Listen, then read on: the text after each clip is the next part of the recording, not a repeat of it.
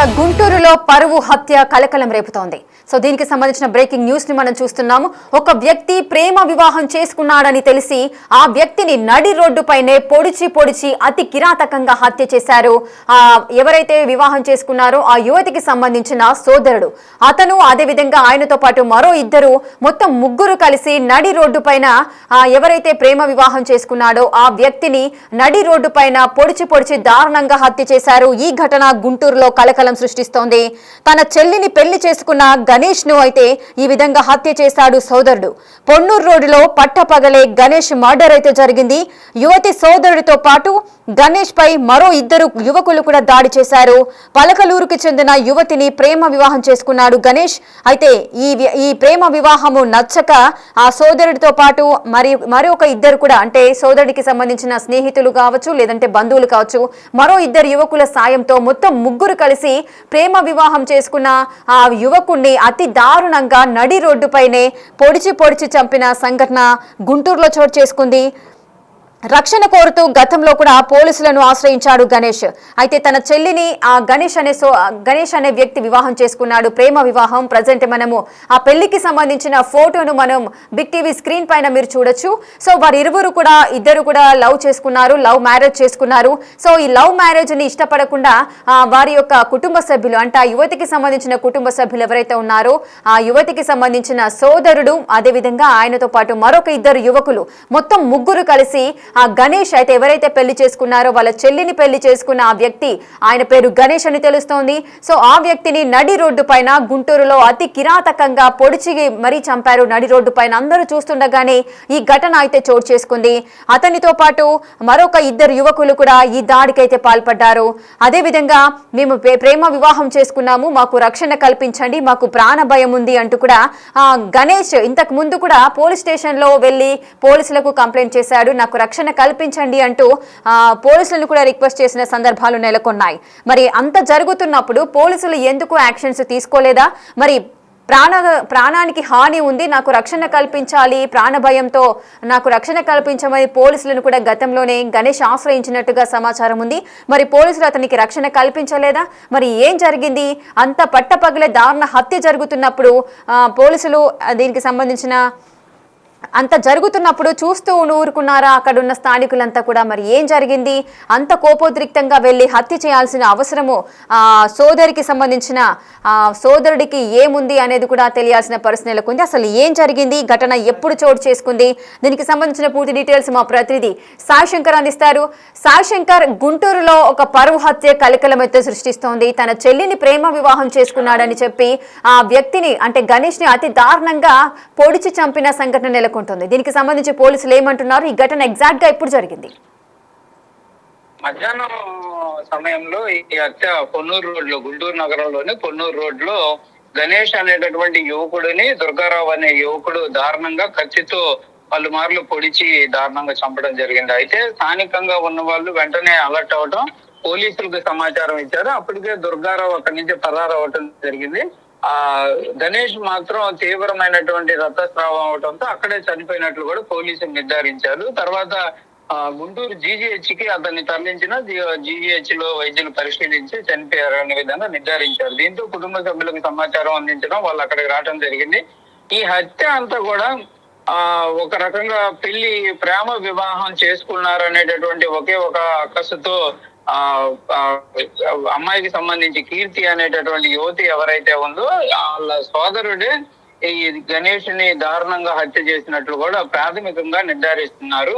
గత కొద్ది రోజుల క్రితం వీళ్ళిద్దరికి సంబంధించి, అంటే 3 నెలల క్రితం వీళ్ళిద్దరికి వివాహం చేయాలనే విధంగా కుటుంబ సభ్యులు అనుకోవడం జరిగింది. అయితే ఆ సమయంలో కీర్తి తనకంటే హైట్ గా ఉండటంతో గణేష్ నిరాకరించడం జరిగింది. అయితే ఆ తర్వాత మధ్యవర్తుల ద్వారా వీళ్ళిద్దరు కూడా ఇద్దరు ఫోన్ నెంబర్లు తీసుకోవడం, వీళ్ళిద్దరు కూడా మాట్లాడుకోవడం, వీళ్ళ మధ్య స్నేహం ప్రేమగా మారడంతో 12 రోజుల క్రితం వీళ్ళు పెళ్లి చేసుకున్నారు. పెళ్లి చేసుకున్న అనంతరం కూడా ఈ అంశాన్ని పెద్దలకు చెప్తే పెద్దలు నిరాకరించడంతో వీళ్ళు నల్లపాడు పోలీస్ స్టేషన్ లో ఫిర్యాదు చేయడం జరిగింది. తమకు రక్షణ కావాలనే విధంగా పోలీసులు కోరినట్టు కూడా తెలుస్తుంది.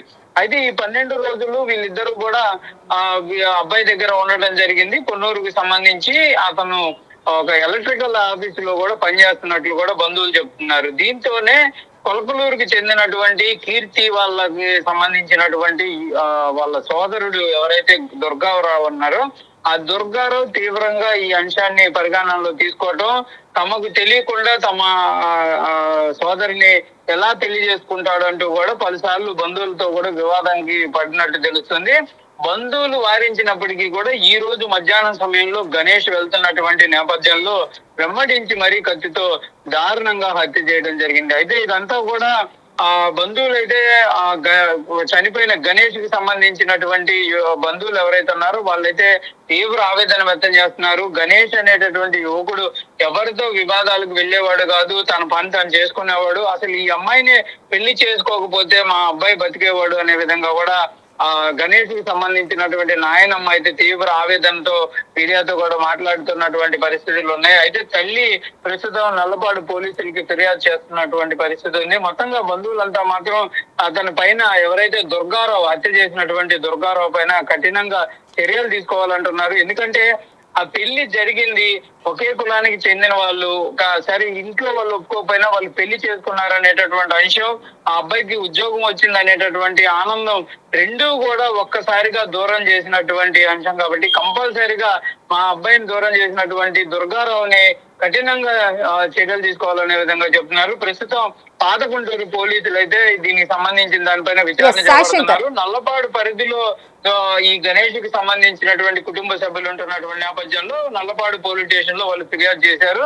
కానీ ఈ మర్డర్ జరిగింది పాతగుంటూరు పరిధిలో కాబట్టి పాతగుంటూరు పోలీసులు అయితే ప్రాథమికంగా విచారణ చేపడుతున్నటువంటి పరిస్థితులు ఉన్నాయి. అసలు ఈ ప్రేమ వివాహమే కారణమైందా, లేకపోతే వీళ్ళిద్దరి మధ్య ఏదైనా వివాదం చోటు చేసుకోవడం జరిగిందా అనే కోణంలో కూడా దర్యాప్తు చేస్తున్నారు. కానీ బంధువులు కానీ ఇతను గణేష్ కి సంబంధించిన కుటుంబ సభ్యులు అయితే ఒకే అంశాన్ని చెప్తున్నారు, పెళ్లి అనేది ఇష్టం లేకపోవడంతోనే సోదరుడు ఈ విధంగా చేశాడనే విధంగా కూడా చెప్తున్నట్టు పరిస్థితులు కనిపిస్తున్నాయి. రేఖ సాయి శంకర్ అయితే ఇటు దుర్గారావు ఎవరైతే సోదరికి సంబంధించిన అమ్మాయికి సంబంధించిన సోదరుడు దుర్గారావు అని చెబుతున్నారు. ఆయనతో పాటు మరో ఇద్దరు వ్యక్తులు కూడా ఈ దాడికి పాల్పడినట్టుగా చెబుతున్నారు. ఆ ఇద్దరు వ్యక్తులు ఎవరు? మొత్తం ముగ్గురిని పోలీసులు అదుపులోకి తీసుకున్నారా? వారెక్కడున్నారు? ప్రధానంగా ఈ హత్యకు సంబంధించినటువంటి అంశాల్లో ప్రధానంగా గణేష్ ఉన్నాడు. అతనితో పాటు మరో ఇద్దరు కూడా రావడం జరిగింది. కానీ వాళ్ళు ఈ హత్యలో పూర్తిగా పాల్గొన్నారా, లేకపోతే వాళ్ళ పాత్ర ఏంటి అనే కోణంలో అయితే దర్యాప్తు జరుగుతుంది. మొత్తం ముగ్గురు ఈ హత్య జరిగిన తర్వాత వాళ్ళే స్టేషన్ కి వెళ్లారు అనే విధంగా చెప్తున్నారు.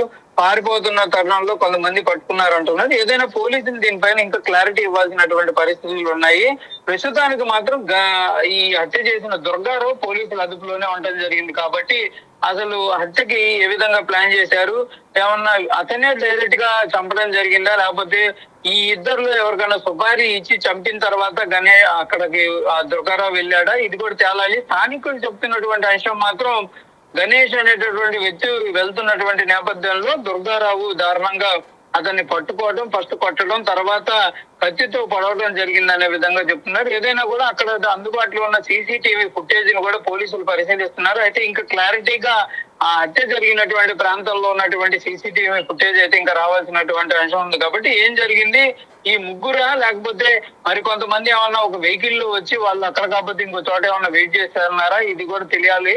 మొత్తంగా మాత్రం జరిగినటువంటి సంఘటన మాత్రం ఒక్కసారిగా గుంటూరు నగరంలో కలుగుతుందనే విధంగా చెప్పొచ్చు. వరుసగా ఈ మధ్య కాలంలో జరుగుతున్నటువంటి ఈ ప్రేమ వివాహాలకు సంబంధించినటువంటి కేసులు కూడా ఎక్కువ అవుతున్న నేపథ్యంలో పోలీసులు కూడా వీటిపైన ఫోకస్ చేయాలంటున్నారు. ఇంకోటి ప్రాణ రక్షణ కోసం పోలీసులు ఆశ్రయించినా కూడా పోలీసులు ఎందుకు రక్షణ కల్పించడంలో విఫలమయ్యారనే కోణంలో కూడా ప్రస్తుతం దర్యాప్తు జరగాలనే విధంగా కూడా కోరుతున్న పరిస్థితులు కనిపిస్తున్నాయి.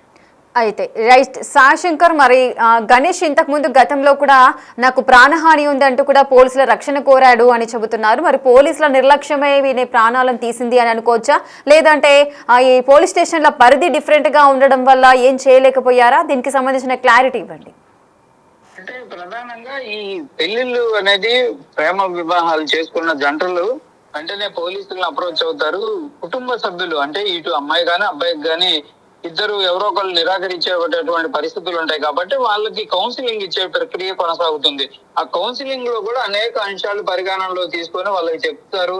ఎందుకంటే జరిగేటటువంటి కులాంతర వివాహాలు ఏవైతే ఉన్నాయో ఇవి చట్టరీత్యా కూడా అనుకూలంగా ఉండేటటువంటి వాతావరణం ఉంటుంది కాబట్టి కంపల్సరీగా వీళ్ళ పైన దాడులు చేసినా, వీళ్ళని ఇబ్బంది పెట్టినా వాళ్ళ పైన కఠినంగా చర్యలు తీసుకుంటాం అనే విధంగా పోలీసులు చెప్పే పంపిస్తారు.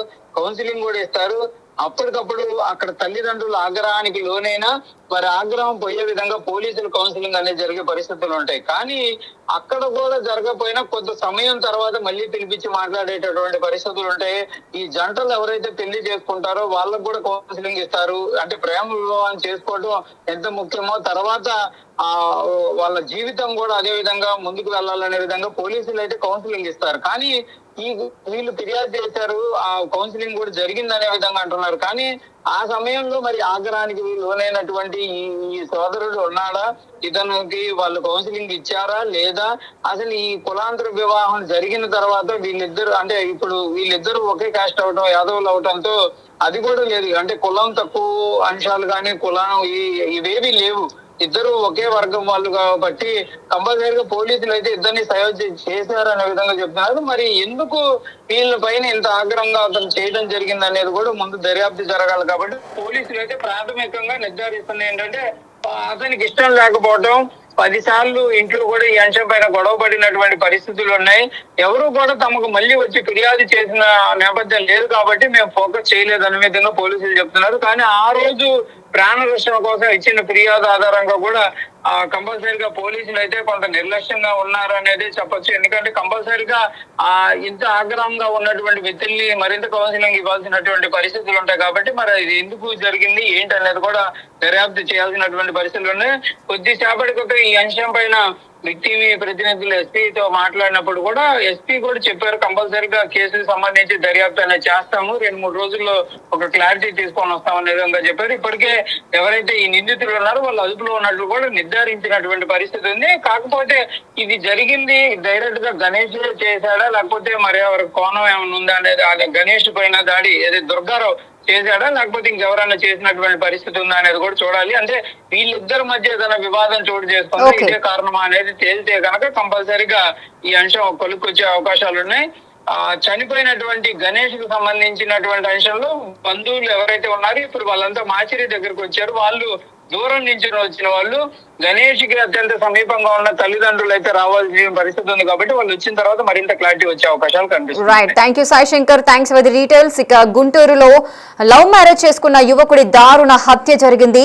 తన చెల్లిని పెళ్లి చేసుకున్న గణేష్ ను ఆ యువతికి సంబంధించిన సోదరుడు పొడిచి చంపాడు. నడి రోడ్డు పైన పొన్నూరు రోడ్డులో పట్టపగల ఈ ఘటన జరిగింది. దాడి చేసిన గణేష్ తో పాటు మరో ఇద్దరు కూడా ఈ దాడిలో పాల్గొన్నారు అని తెలుస్తోంది. మరి దీనికి సంబంధించిన అటు సీసీటీవీ ఫుటేజ్ చూస్తే గానీ క్లారిటీ వచ్చే అవకాశం అయితే లేదు. అలాగే పలకలూరుకు చెందిన యువతిని ప్రేమ వివాహం చేసుకున్నాడు గణేష్. సో ఈ నేపథ్యంలోనే రక్షణ కోరుతూ కూడా గతంలోనే పోలీసులను ఆశ్రయించారు అని తెలుస్తోంది. మరి దీనికి సంబంధించి ఈ లవ్ మ్యారేజ్ నే ఇష్టపడని ఆ యువతికి సంబంధించిన సోదరుడు ఎవరైతే ఉన్నారో దుర్గారావు, ఆయనను ప్రజెంట్ అయితే పోలీసులు అయితే అదుపులోకి తీసుకొని విచారిస్తున్నారు. సో గణేష్ ను నడి రోడ్డు పైన ఈ వివాహం ఇష్టం లేకుండా ఆ యువతి సోదరుడు ఎవరైతే దుర్గారావు ఉన్నారో ఆయన గణేష్ ను నడి రోడ్డు పైనే హత్య చేసిన ఉదంతం నెలకొంది. Yeah.